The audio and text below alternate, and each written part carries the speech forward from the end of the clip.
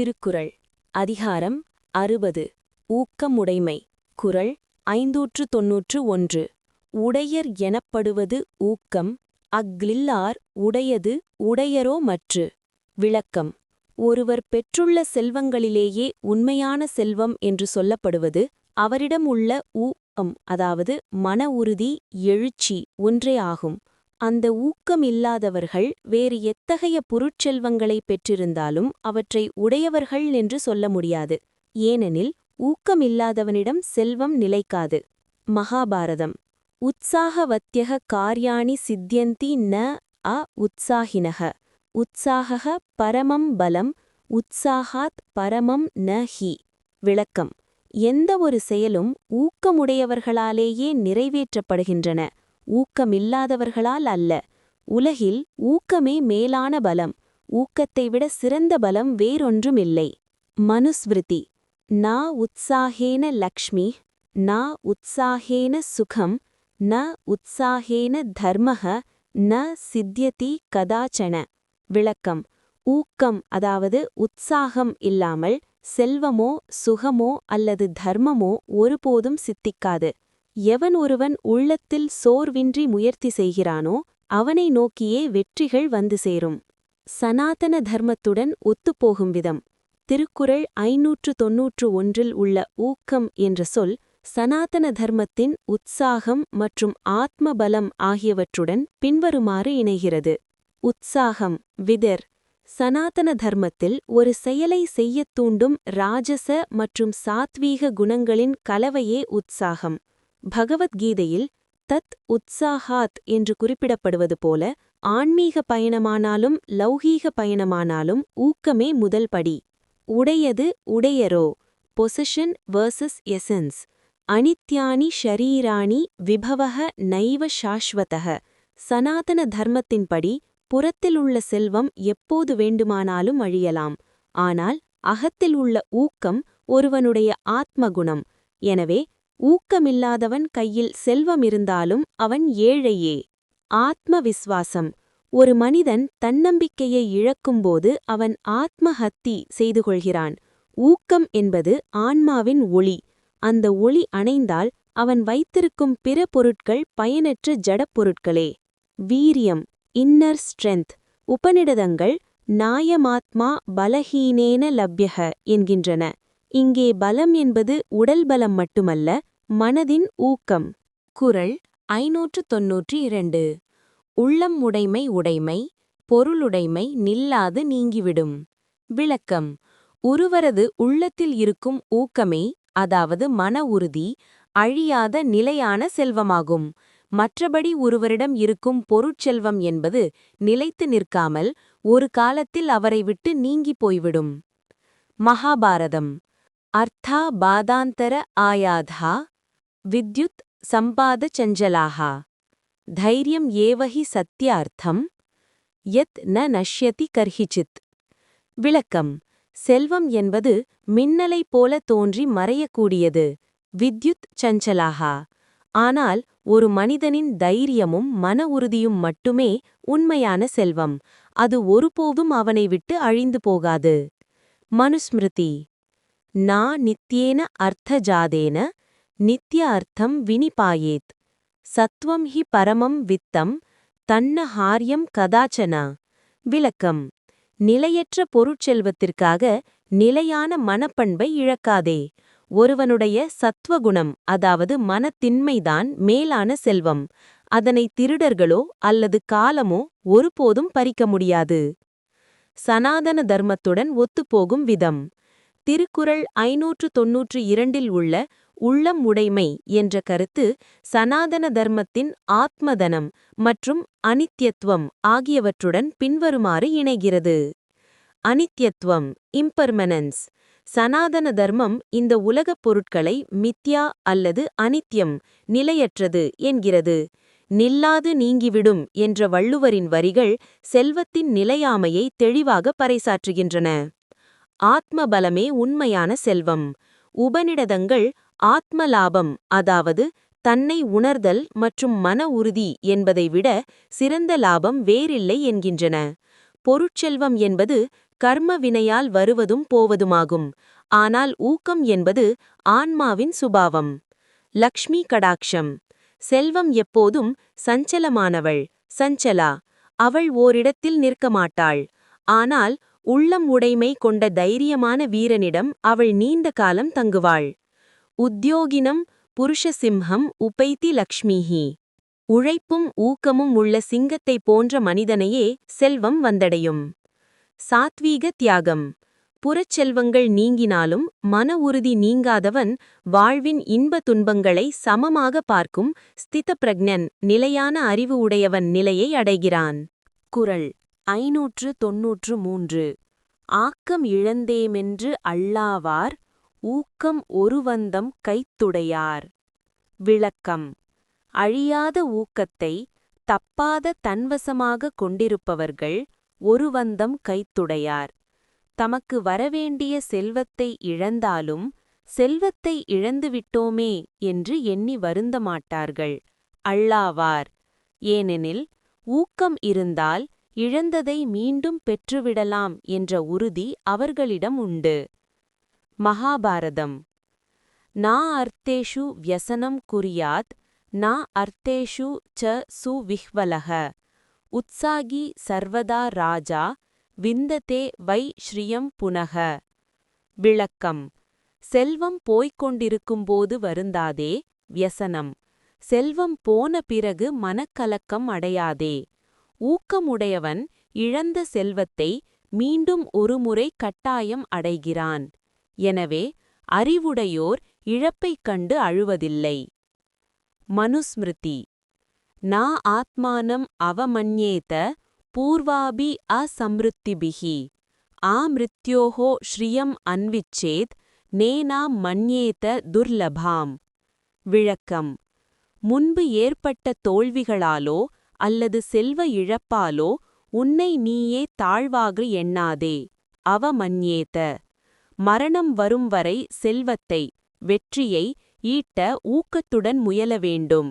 எதுவும் கிடைக்காதது அல்ல, துர்லபாம் என்ற உறுதியோடு இருக்க வேண்டும். சனாதன தர்மத்துடன் ஒத்துப்போகும் விதம். திருக்குறள் 593 உள்ள அல்லாவார், வருந்த மாட்டார்கள் என்ற சொல் சனாதன தர்மத்தின் விஷாதம் மற்றும் கர்ம யோகம் ஆகியவற்றுடன் பின்வருமாறு இணைகிறது. விஷாதம், நான் டிப்ரெஷன். அவிஷாதோ ஹிருதய சுகக்ருத். மன சோர்வு அடையாமல் இருப்பதே இதயத்திற்கு மகிழ்ச்சியை தரும். சனாதன தர்மம் சோர்வை ஒரு பாவமாக கருதுகிறது. ஊக்கமுடையவன் எதையும் இழப்பதாக கருதுவதில்லை, ஏனெனில் அவனது உழைக்கும் திறன் அவனிடமே உள்ளது.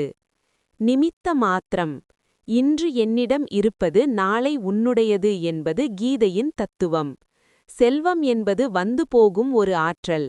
அதை இழந்ததற்காக தன் ஊக்கத்தை, அதாவது ஆத்ம பலத்தை இழப்பவன் உண்மையான தோல்வியை தழுவுகிறான். கைத்துடை யார்? Having it in hand. Valluvar ஊக்கத்தை கையில் இருக்கும் பொருளாக உருவகிக்கிறார்.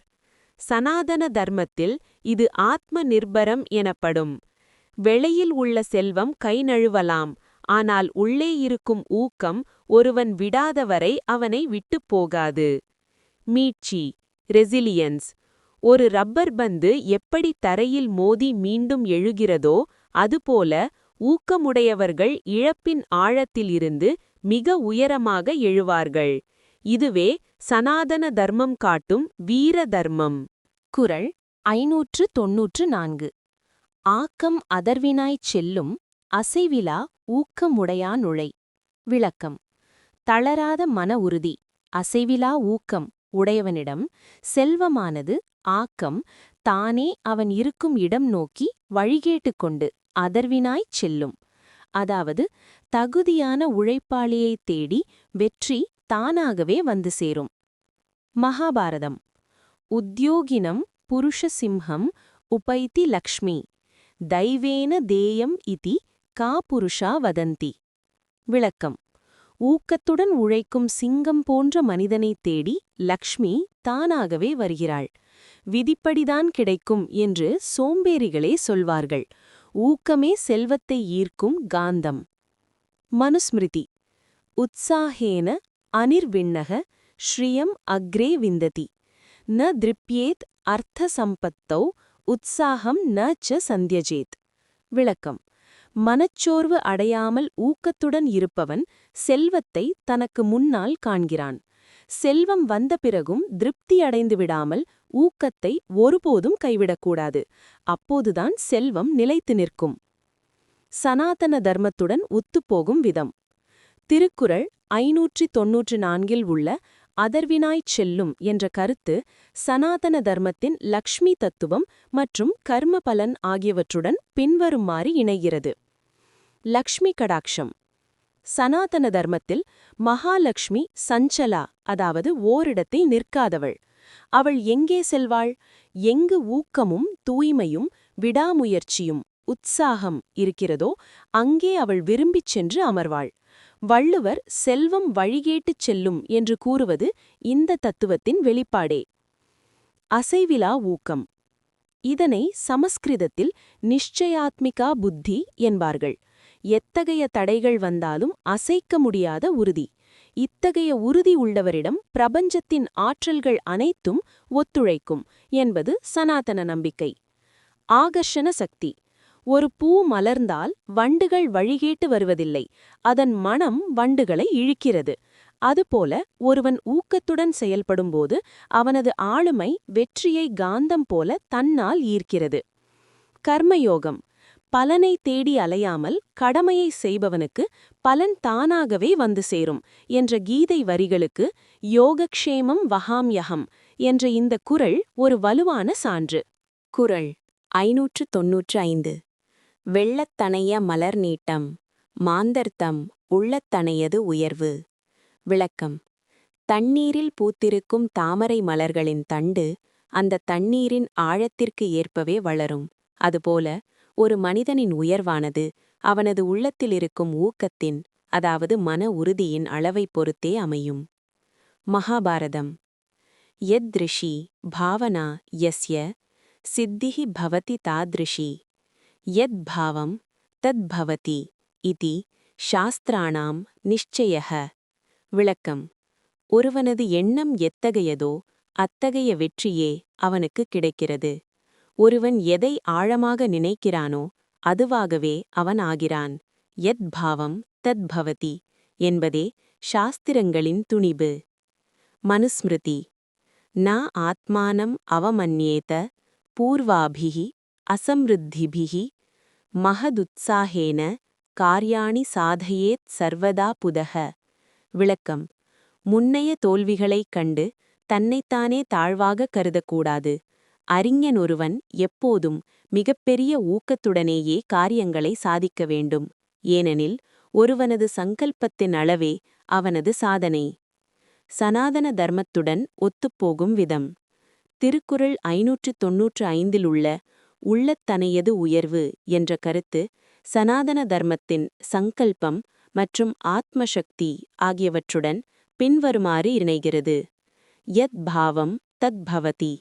As you think, so you become. இது சனாதன தர்மத்தின் அடிப்படை தத்துவம். உள்ளத்தனையது உயர்வு என்பதன் நேரடி வடமொழி வடிவம் இதுவே. ஒருவன் தன்னை ஒரு சிறிய மனிதனாக எண்ணினால் அவன் அப்படியே இருப்பான். தன்னை ஒரு உயர்ந்த இலட்சியவாதியாக எண்ணினால் அந்த இலக்கை அடைவான். தாமரை உருவகம். சனாதன தர்மத்தில் தாமரை மலர் மிகப் புனிதமானது.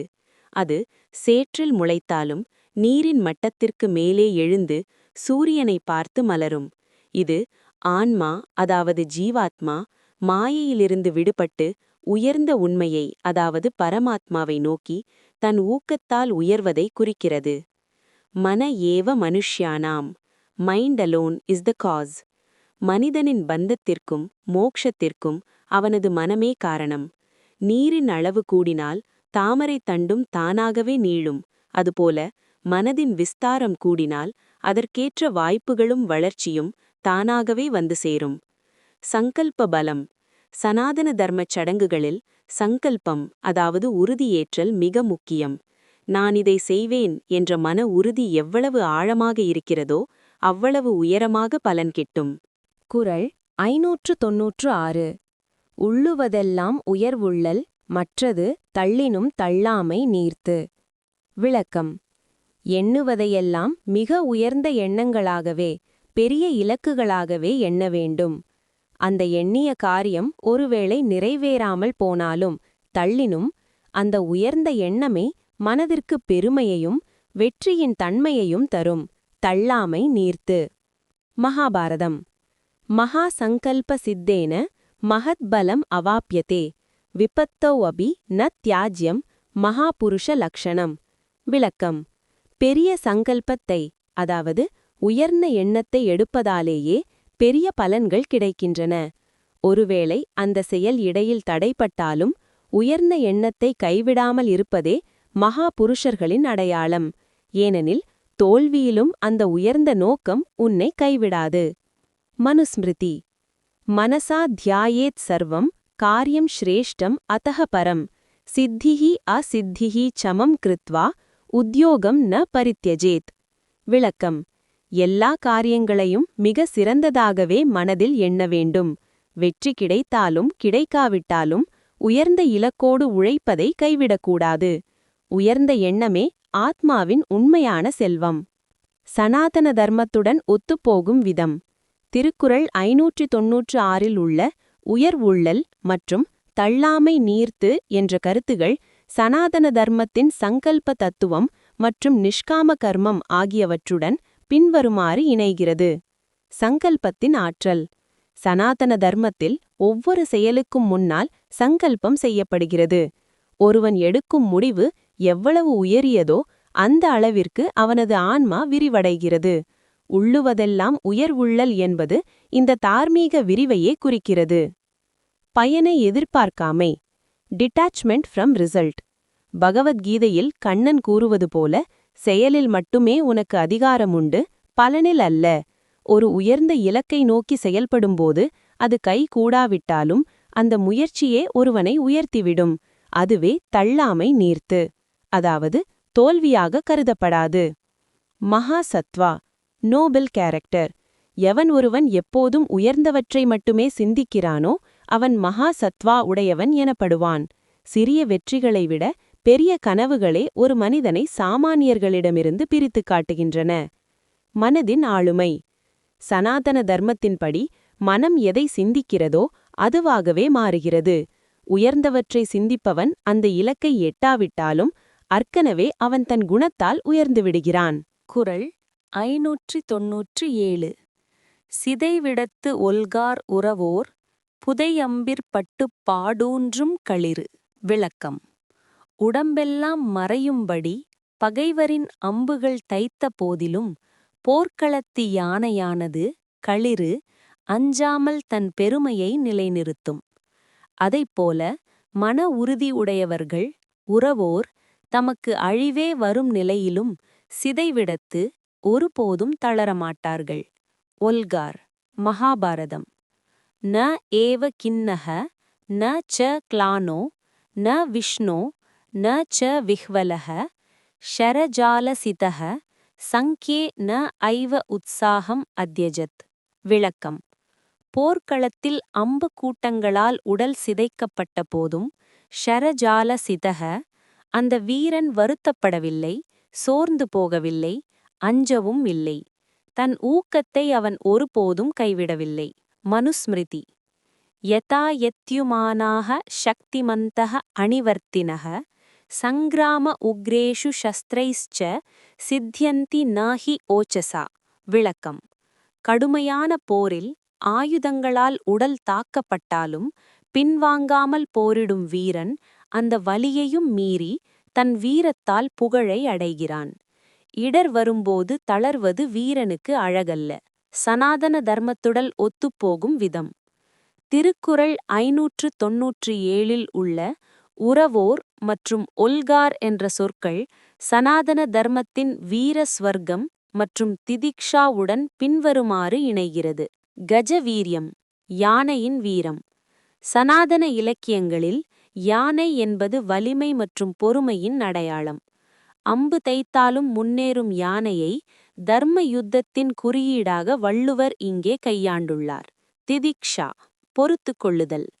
பகவத்கீதையில் கண்ணன் தான் திதிக்ஷஸ்வ பாரத என்கிறார்.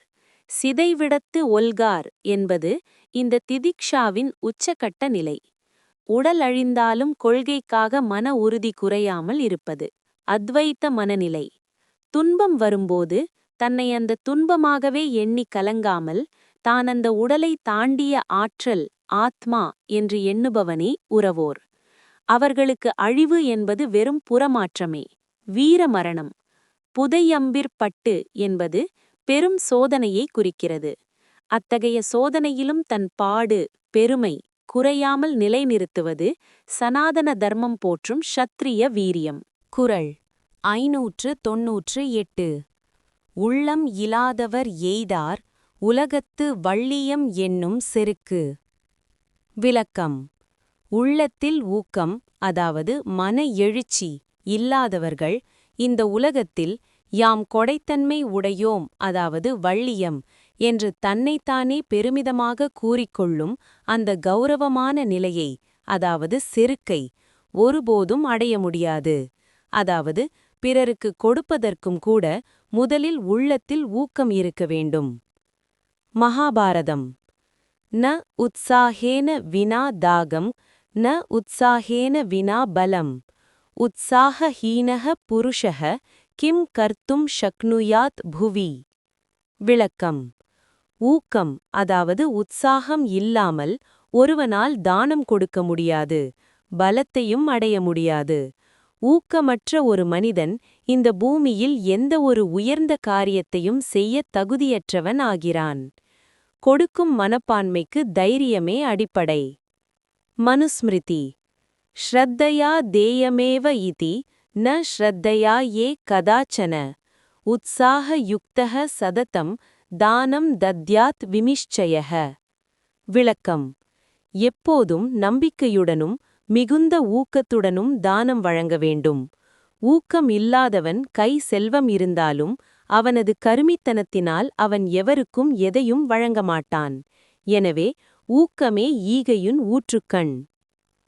சனாதன தர்மத்துடன் ஒத்துப்போகும் விதம்.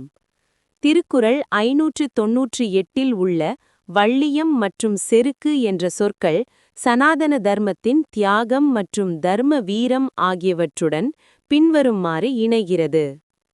தர்ம வீரம். சனாதன தர்மத்தில் 4 வகையான வீரம் உண்டு.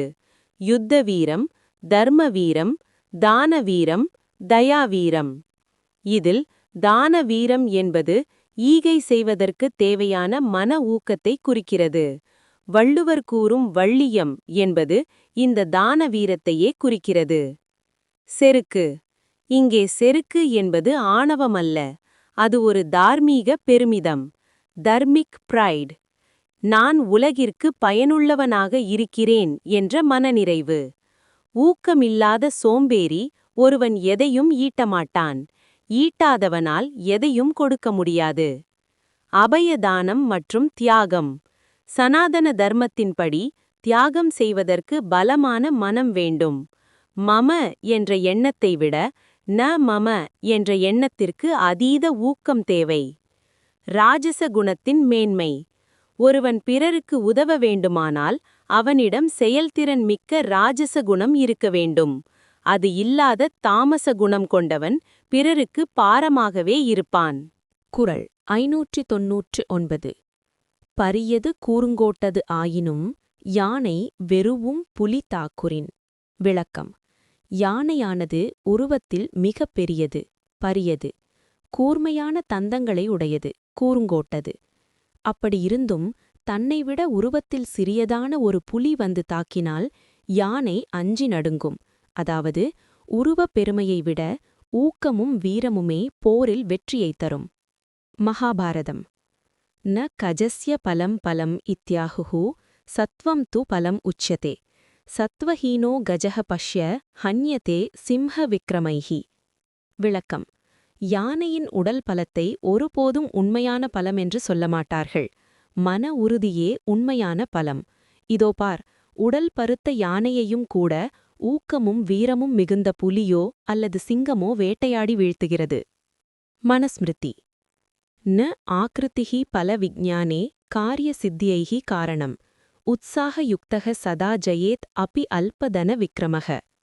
விளக்கம். உருவத்தின் தோற்றத்தை வைத்து ஒருவனது பலத்தையோ அல்லது வெற்றியையோ தீர்மானிக்க முடியாது. மிக குறைந்த படைகளோ அல்லது சிறிய உருவமோ கொண்டவனாயினும் அவன் மிகுந்த ஊக்கம் கொண்டவனாக இருந்தால் அவன் பெரிய பகைவனையும் வென்றுவிடுவான்.